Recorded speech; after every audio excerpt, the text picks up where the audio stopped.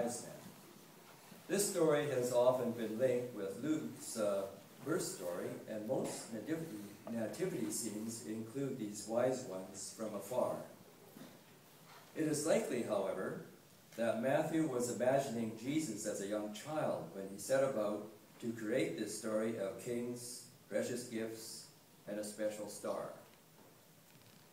It is important to understand that this story, like Luke's birth story, comes not to us as historical fact, but rather as a way to root Jesus in the well-known stories of the Jewish faith.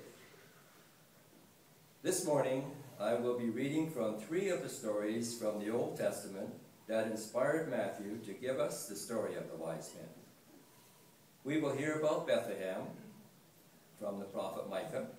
We will hear about nations coming to the light from Isaiah, and we will hear about spices from 1 Kings.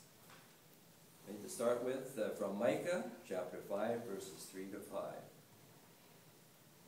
But you, O Bethlehem, who are one of the little clans of Judah, from you shall come forth for me one who is true to Israel, whose origin is from ancient days. And he shall stand and feed the flock in the strength of God, in the majesty of the name of God.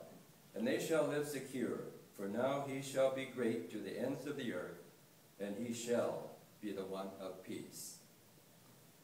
Continuing from Isaiah chapter 61, verses 1 to 6. Arise, shine, for your light has come, and the glory of God has risen upon you. For darkness shall cover the earth, and thick darkness the peoples. But God will arise upon you, and God's glory will appear over you.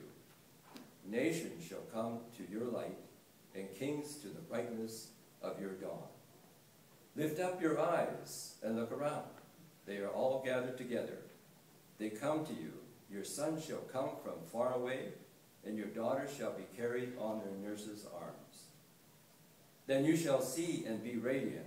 Your heart shall thrill and rejoice, because the abundance of the sea shall be brought to you. The wealth of the nations shall come to you. They shall bring gold and frankincense, and shall proclaim the praise of God. And lastly, from Kings, 1 Kings chapter 10, verses 1 to 3 and verse 10. When the queen of Sheba heard the fame of Solomon, she came to test him with hard questions. She came to Jerusalem with a very great retinue, with camels bearing spices, and very much gold and precious stones.